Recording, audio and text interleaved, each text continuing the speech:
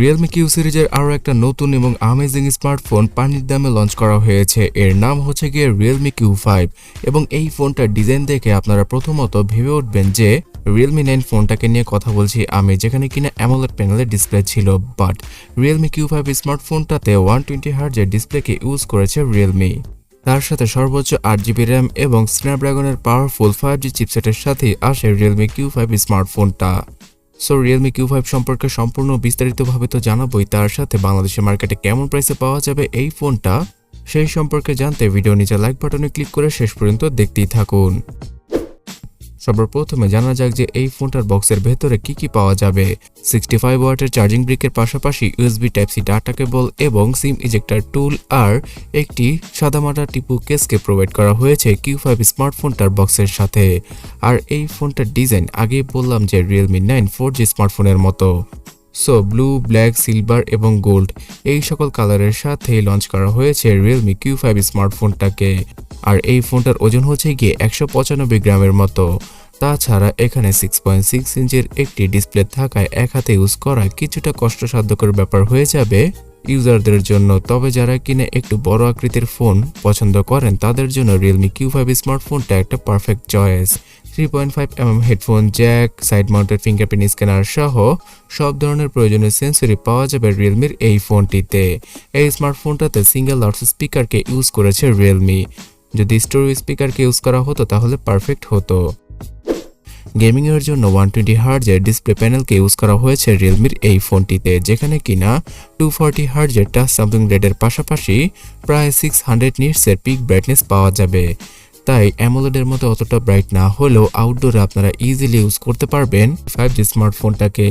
এই স্মার্টফোনটার display IPS LCD প্যানেলের, যেখানে কিনা ফুল HD+ রেজলিউশনকে ইউজ করা হয়েছে, তাই পিক্সেলে তেমন কোনো ঘাটতি দেখতে পাওয়া যাবে না।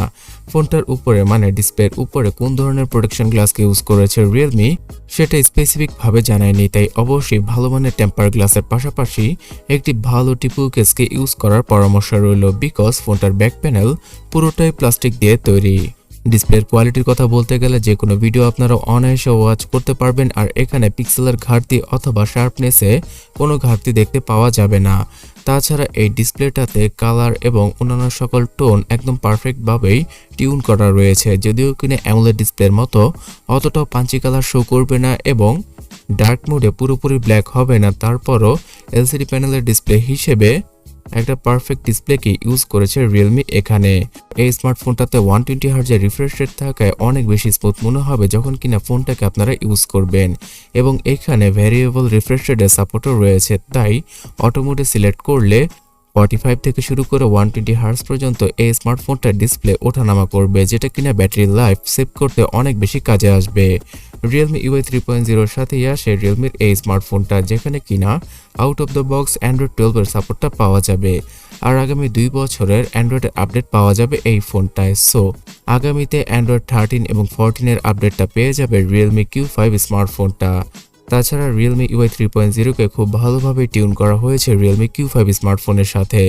এই স্মার্টফোনটার ইউআইতে তেমন কোনো বাগ ভালুকের দেখা পাওয়া যাবে না। ইনফ্যাক্ট এখানে বিশেষ কিছু ফিচারকে অ্যাড করেছে Realme, যেমন ওয়াইফাই এর পাসওয়ার্ড আপনারা QR কোডের মাধ্যমে শেয়ার করতে পারবেন, 3 ফিঙ্গারের মাধ্যমে স্ক্রিনশট নিতে পারবেন, যে কোনো অ্যাপকে ফ্লোটিং উইন্ডোতে ইউজ করতে পারবেন, এবং যেটা কিনা গিমিকি ফিচার সবাই মনে করেন মানে ভার্চুয়াল র্যাম, সেটাও পাওয়া যাবে Realme Q5 স্মার্টফোনটাতে, যার মাধ্যমে কিনা যদি আপনারা 8GB র্যামের কোনো ভেরিয়েন্টকে ইউজ করেন এই ফোনটার, তাহলে সেখানে আরও 6GB পর্যন্ত ভার্চুয়ালি র্যামকে ইনক্রিজ করে 12 থেকে 14GB ভার্চুয়াল র্যামের সাথেই এই স্মার্টফোনটা ইউজ করতে পারবেন, যেটা কিনা মাল্টিটাস্কিংয়ে হয়তো আপনাদের অল্প কিছুটা সহযোগিতা করতে পারে।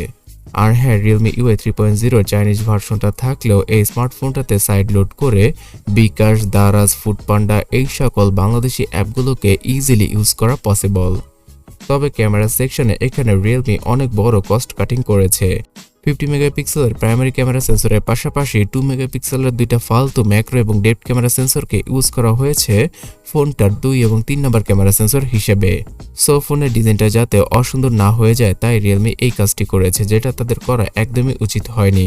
শুধুমাত্র 1080p রেজলিউশনের 30fps এর ভিডিওগুলো সর্বোচ্চ শুট করা পসিবল এই ফোনটা দ্বারা, বিকজ এই ফোনটা দ্বারা 4K অথবা 1080p রেজলিউশনের 60fps এর ভিডিওগুলো শুট করা পসিবল নয়। এর একমাত্র রিজন হচ্ছে গিয়ে এর চিপসেট, যেটা সম্পর্কে কিছুক্ষণ পরে বলছি। তার আগে ক্যামেরা কোয়ালিটি সম্পর্কে জেনে নেওয়া যাক। 50 মেগাপিক্সেলের প্রাইমারি ক্যামেরা সেন্সরটির দ্বারা মোটামুটি ভালো মানের ভিভিড এবং পাঞ্চি কালারের ছবিগুলো তুলতে পারা যাবে ডে লাইটে। তবে দিনের আলো যতটা কমবে ততই ছবিতে নয়েজ এবং গ্রেন ইস্যুর দেখা আপনারা পেয়ে যাবেন। কিন্তু আর্টিফিশিয়াল লাইট যদি ভালো হয়ে থাকে তাহলে নাইট মোডে আপনারা খুব ভালো ভালো ছবি ক্যাপচার করতে পারবেন রিয়েলমির এই ফোনটা দ্বারা। এই স্মার্টফোনটাতে আল্ট্রা স্লো মোশনের ফিচার রয়েছে, তার সাথে নাইটস্কেপের ফিচারের পাশাপাশি প্রো মোডের ফিচারটা পাওয়া যাবে ফোনটার রিয়ার প্যানেলের ক্যামেরায়। তবে ম্যাক্রো ক্যামেরার ফটোগ্রাফি একদম ডিসগাস্টিং লেভেলের হবে। বিশেষ করে রাতের বেলায় ম্যাক্রো ক্যামেরা দিয়ে ছবি তুললে একদম হিজিবিজি টাইপের ছবিগুলো পেতে পারেন আপনারা। আর এই স্মার্টফোনটাতে রিয়েলমির অন্য 10টা স্মার্টফোনের মতোই সেলফি ক্যামেরা হিসেবে 16 মেগাপিক্সেলের জাতীয় ইমেজ সেন্সরটি থাকছে, যেটা কিনা সনির। আর এই ইমেজ সেন্সরটির দ্বারা কেমন পিকচার পাওয়া যাবে সেটা হয়তো আপনারা আন্দাজ করতেই পেরেছেন, বিকজ এর আগে রিয়েলমির ম্যাক্সিমাম স্মার্টফোনে এই সেলফি ক্যামেরাকে ইউজ করেছিল তারা। আর এখানেও আপনারা নাইট মোডের সাপোর্টটা পেয়ে যাবেন।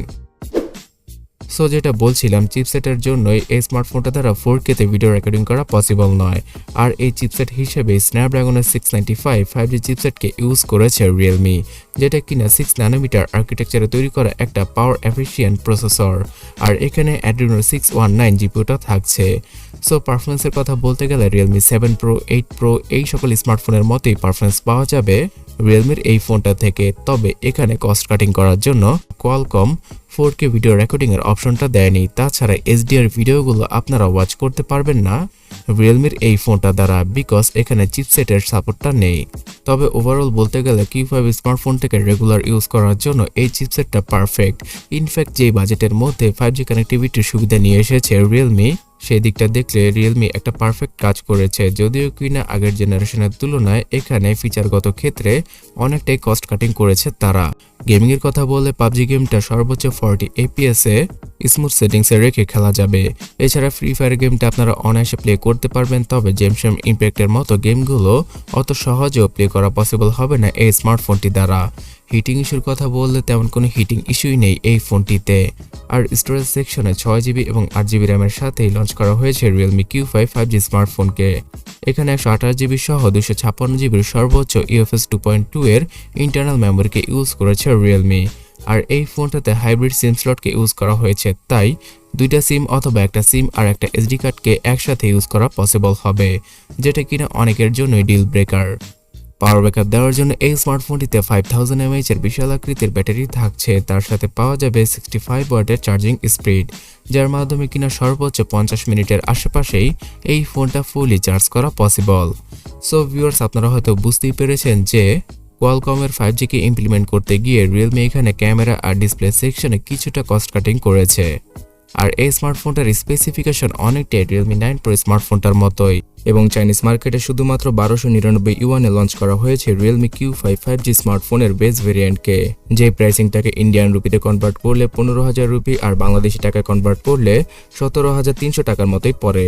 সো বাংলাদেশের কথা বললে এখনো অবধি এই ফোনটি বাংলাদেশে আসেনি। তবে রিয়েলমি 9 প্রো নামে বাংলাদেশের মার্কেটে শুধুমাত্র 22 থেকে 25,000 টাকার ভেতরেই এই স্মার্টফোনটা আমরা আনঅফিসিয়াল অথবা অফিসিয়াল ভাবে আর মাত্র কিছুদিনের মধ্যেই পেয়ে যাব। সো ফোনটা বাংলাদেশে আসলে সবার আগে এর প্রাইসিং এবং অন্যান্য সকল ডিটেলস জানতে এখনই টেকনিক্যাল শান্ত চ্যানেলটাকে সাবস্ক্রাইব করে রাখুন যদি আপনি না করে থাকেন। তাছাড়া 15 থেকে 20,000 কোন ফোনগুলো এখন আপনারা কিনবেন সেটা জানতে এই ডান পাশের ভিডিওটাতে ক্লিক করুন অথবা কমেন্ট সেকশনটা চেক করুন। ধন্যবাদ।